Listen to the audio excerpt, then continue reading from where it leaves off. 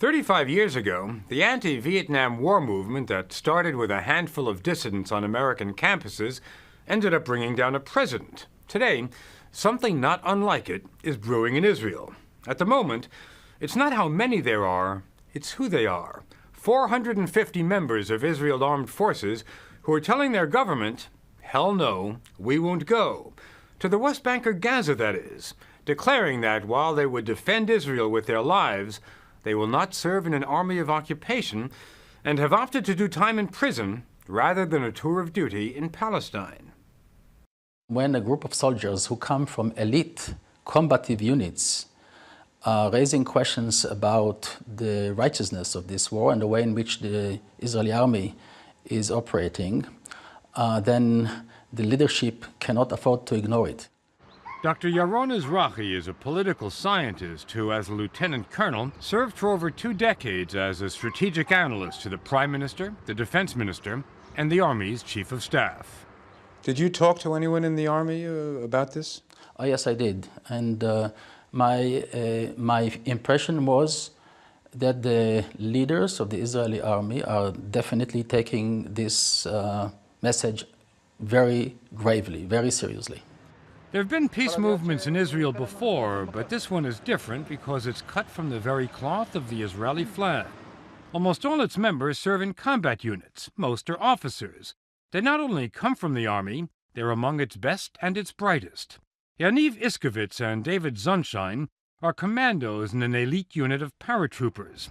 Last December, they were called to duty in the Gaza Strip, which is when they decided they would never go back. I think that from the first moment that I reached Gaza Strip, in every single minute that I was in this, camp, in this military camp, I felt that what I'm doing is wrong. Yeah. I was in the midst of a very dense Palestinian city, and I saw through the binoculars their city, their lives, their routine. I saw the poverty. I saw the fact that our presence there simply causes impossible situation for their normal life.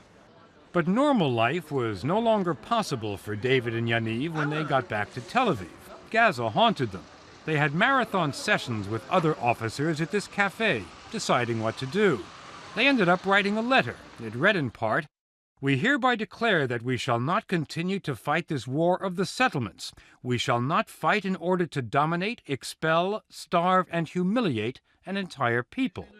By January, they had 52 signatures on the letter, enough, they felt, to publish and go public.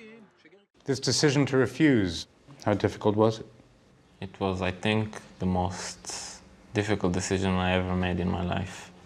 I didn't believe that I will say no to serving in any circumstances. And you feel like there's something in your heart that is torn apart from you. And this at a time when Israel is being torn apart by terror. All polls show that a vast majority of Israelis are behind Ariel Sharon's drive to root terrorism out of the occupied territories. But the same polls also show that a majority wants to end the occupation, evacuate Israeli settlements in the West Bank and Gaza, and draw a line, build a fence, Israelis on one side, Palestinians on the other. What the rebellious soldiers are saying is we're dropping out of the occupation now. It is dehumanizing for both sides. There was an old lady who ran to me and spat in my face. Amit Mashiach is a first sergeant in the artillery. Dealing with civilians up close is not what he was trained to do. You got people around you. It's a dangerous situation because you can't really make contact with them. You got your soldiers behind you, seeing you being spat in the face. And what do? What did you do? I shoved her, and we moved on. Was it a comfortable thing to do? No, it was a terrible thing to do. What was worse, getting spat in the face or shoving an old lady? Shoving her. I shoved her hard. I shoved her real hard. Not the stuff of an officer and a gentleman. which is why Mashiach joined the movement, which has become known as the Refuseniks. They all come from the heart of the Israeli army, and the army is the heart of Israel. That's because Israel has always been at war, and because all Israelis, men and women, serve in the army. It is a rite of passage, the most unifying force in Israeli society. When an Israeli soldier is killed, it is a death in the family. The army consists of brothers and sisters and fathers and sons. And if you have 450 people willing to take the risk of going to jail and being called traitor by a right-wing spokesman, and these 450 people are patriots with record, this is not a small event. The army is a sacred cow in Israel. Our refusal is an act of despair. We believe that the situation now is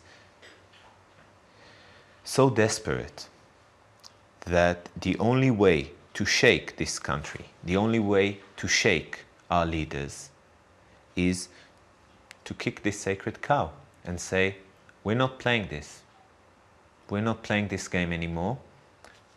Give us a future. The irony is that when you speak of the army as being a sacred cow, the sacred cow is you. Yeah, that's exactly the thing. That's why it's so difficult for them to deal with us. That's why we're being called traitors. Traitors and more. Prime Minister Sharon says the Refuseniks encourage terrorism.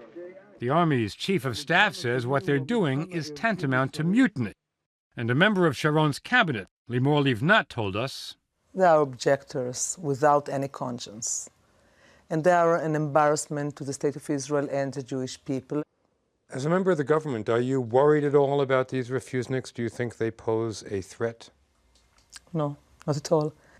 I believe that the vast majority of Israelis really believe that now we have to protect ourselves, defend ourselves, and make sure that there will be no bombers any longer. The minister has a point. Since the recent spate of suicide attacks, especially after the slaughter of 28 Israelis the first night of Passover, more people have been volunteering than refusing. Buses keep leaving Tel Aviv and other cities packed with men and women who did their duty a long time ago and are determined to do it again. Some are Israeli Americans who flew back from the States to fight terror. This is my answer for being angry. Now, I'm angry as an American for 9/11, and I'm angry as an Israeli for the last 20 months of Intifada. He is not alone, and that anger explains why the Refuseniks have become the most controversial topic in Israel today. Whenever and wherever any Refuseniks make a public appearance,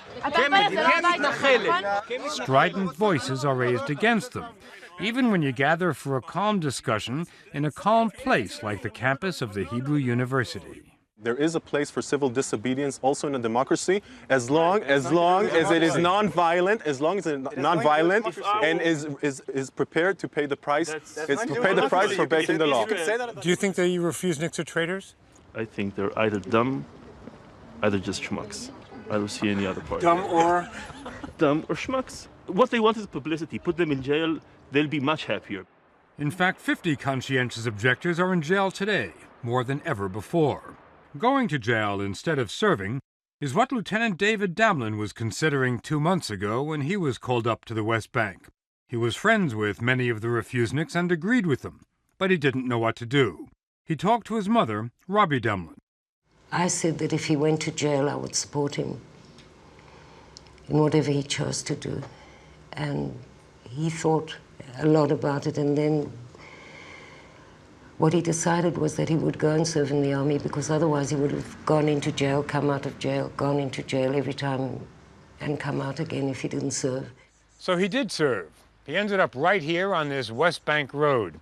He was commanding an army checkpoint which protected a Jewish settlement called Ofra. The checkpoint isn't here anymore, and neither is David's unit.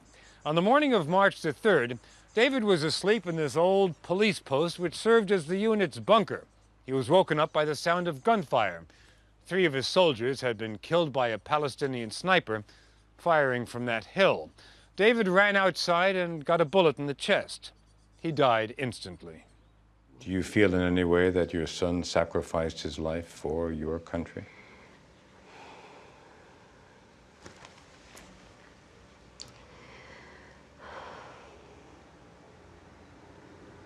No. My son sacrificed his life for settlers, for a cause that he didn't believe in. So no, I don't think he sacrificed his life for this country. I think it's a waste. Once upon a time in Israel, these questions didn't come up. That's when Israelis fought wars of survival against Arab armies. And one of the heroes of that simpler era has become one of the refuseniks' strongest backers. They are the core of the Israeli society. Core. Lieutenants, captains, majors. Former Air Force colonel and physician Yigal Shohat was once part of that corps. However you say the right stuff in Hebrew, he's got it, and he took it to Egypt the first day of the '67 war. You were one of the pilots who took out the Egyptian Air Force at the beginning of the war. Yes, I was. I took part of it. You won the war. Well, yeah, that's what we do, actually. In 1970, Shohat was shot down over Egypt and lost a leg. Israel's leaders made pilgrimages to his bedside, and he became, well, a legend. Then a few months ago, he published a letter urging soldiers to stop serving in the occupied territories and pilots to stop hitting Palestinian cities. It was such a momentous step for Dr. Shohat that he wanted to explain it precisely, so he switched to Hebrew. I never gave, at any point, a recommendation not to serve or to refuse altogether. And this group is not disobeying in general, it's a group that's refusing to do a specific thing. This is threatening Israeli society right now, so that its eyes will be opened. And so this group of people, in my eyes, represents a strategic turning point in Israeli society. A strategic turning point? Fewer than 500 soldiers? Can this be the beginning of a movement that will take Israel out of the territories the way America was taken out of Vietnam? Yes, I think this process cannot be stopped. This is a war on the fault lines of the political divisions of the Israeli society. There will be civilians killed and will be soldiers killed. And this impossible situation must be stopped. And it can be stopped only if we just get out of there. This week, the highest-ranking refusenik yet, Lieutenant Colonel Yoram Ruvenfeld, a tank commander in charge of close to 1,000 men, gathered his officers and told them he won't serve in the occupied territories anymore.